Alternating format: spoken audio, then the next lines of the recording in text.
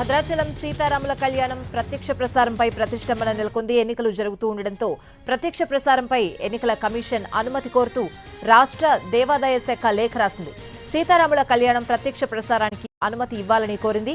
అయితే రాష్ట్ర ఎన్నికల ప్రధాన అధికారి కేంద్ర ఎన్నికల సంఘానికి లేఖ రాశారు.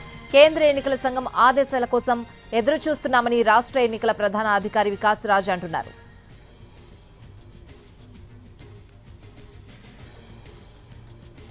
భద్రాచలం సీతారాముల కళ్యాణం ప్రత్యక్ష ప్రసారంపై ప్రతిష్టంభన నెలకొంది. ఇదే అంశానికి సంబంధించిన పూర్తి అప్డేట్స్ అడిగి తెలుసుకుందాం.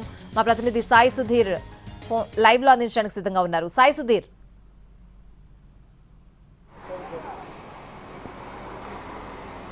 రేపు భద్రాచలంలో సీతారామచంద్ర స్వామి కళ్యాణ మహోత్సవం జరగనుంది. గడిచిన 40 సంవత్సరాలుగా కూడా ఈ కళ్యాణ మహోత్సవాన్ని ప్రత్యక్షంగా వీక్షించేందుకు చాలా మంది ఎదురు చూస్తుంటారు. అయితే ప్రత్యక్షంగా వీక్షించడం కావచ్చు, అదేవిధంగా టీవీల ద్వారా వీక్షించడం ద్వారా పుణ్యం కలుగుతుందని చెప్పేసి భక్తుల విశ్వాసం. ఈ విశ్వాసానికి అనుగుణంగానే రాష్ట్ర ప్రభుత్వం అన్ని రకాల ఏర్పాట్లు అయితే చేస్తుంది. ప్రస్తుతం రాష్ట్రంలో అటు దేశంలో కూడా పార్లమెంట్ ఎన్నికలు, అసెంబ్లీ ఎన్నికలు జరుగుతున్న నేపథ్యంలో రాష్ట్రంలో ఎన్నికల కోడ్ అమలు అవుతుంది. ఈ నేపథ్యంలోనే ప్రత్యక్ష ప్రసారానికి అనుమతి ఇవ్వాలని చెప్పేసి దేవాదాయ శాఖ, అదేవిధంగా ఐఎన్పిఆర్ సమాచార పౌర సరఫరాల శాఖ ఎన్నికల కమిషన్ కోరడం జరిగింది. ప్రత్యక్ష ప్రసారాన్ని నిరాకరిస్తూ కేంద్ర ఎన్నికల కమిషన్ అనుమతి నిరాకరించింది. ఈ నేపథ్యంలోనే దేవాదాయ శాఖ మంత్రి కొండా సురేఖర్ నిన్న రాష్ట్ర ఎన్నికల ప్రధాన అధికారి వికాస్ రాజ్కు లేఖ రాయడం జరిగింది. భక్తుల విశ్వాసంతో ముడిపడి ఉన్న ఈ కార్యక్రమానికి ఖచ్చితంగా అనుమతి ఇవ్వాలి అని చెప్పేసి కొండా సురేఖర్ నిన్న రాష్ట్ర ఎన్నికల ప్రధానాధికారి వికాస్ రాజ్కు లేఖ రాయడం జరిగింది. గడిచిన 40 సంవత్సరాలుగా కూడా సీతారామచంద్ర స్వామి కళ్యాణ మహోత్సవం కన్నుల పండుగ కూడా జరుగుతుంది.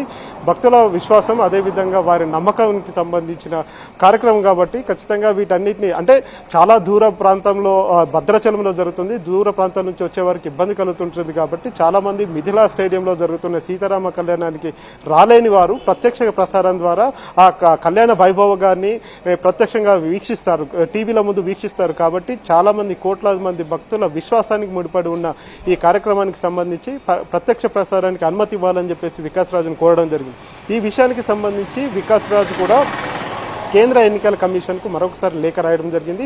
ఎందుకంటే దేశవ్యాప్తంగా వివిధ రాష్ట్రాల్లో కూడా ఈ సీతారామచంద్ర స్వామి కళ్యాణ మహోత్సవం జరుగుతుంది. అక్కడ ఆయా రాష్ట్రాలకు సంబంధించి కావచ్చు, అక్కడ జరిగే కార్యక్రమాన్ని ప్రత్యక్ష ప్రసారం చేస్తుంటాయి. కాబట్టి ప్రస్తుతం రాష్ట్రంలో జరుగుతున్న భద్రాచల సీతారామ స్వామి కళ్యాణ మహోత్సవం ఏదైతే ఉందో ఈ కళ్యాణ మహోత్సవానికి అనుమతి ఎందుకు ఇవ్వాలనే విషయానికి సంబంధించి కొంత వివరణతో కూడిన లేఖ అయితే రాయడం జరిగింది. అయితే కేంద్ర ఎన్నికల కమిషన్ నుంచి ఇప్పటి వరకు ఎలాంటి స్పష్టత అయితే రాలేదు.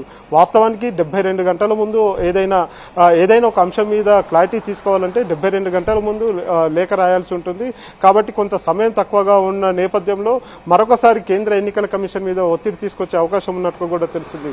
దేశవ్యాప్తంగా సీతారామచంద్ర స్వామి కళ్యాణ మహోత్సవం రేపు జరుగుతుంది. ప్రస్తుతం భద్రాచలంలోని మిథిలా మైదానం స్టేడియంలో అయితే ఈ కార్యక్రమానికి సంబంధించి రాష్ట్ర ప్రభుత్వం అన్ని రకాల ఏర్పాట్లు చేసింది. దేవాదాయ శాఖ, సమాచార శాఖ సమన్వయంతో ఈ కార్యక్రమం నిర్వహిస్తుంది. కాబట్టి ప్రత్యక్ష ప్రసారానికి అనుమతిస్తే కోట్లాది మంది భక్తులు టీవీల ద్వారానే వీక్షించి తరిస్తారని చెప్పేసి నమ్ముతున్నారు. కాబట్టి దేవాదాయ శాఖ, ఇటు సమాచార శాఖ కూడా మరొకసారి రాష్ట్ర ఎన్నికల ప్రధానాధికారి వికాస్ రాజును కోరాలని చెప్పేసి చూస్తున్న పరిస్థితి కనిపిస్తుంది.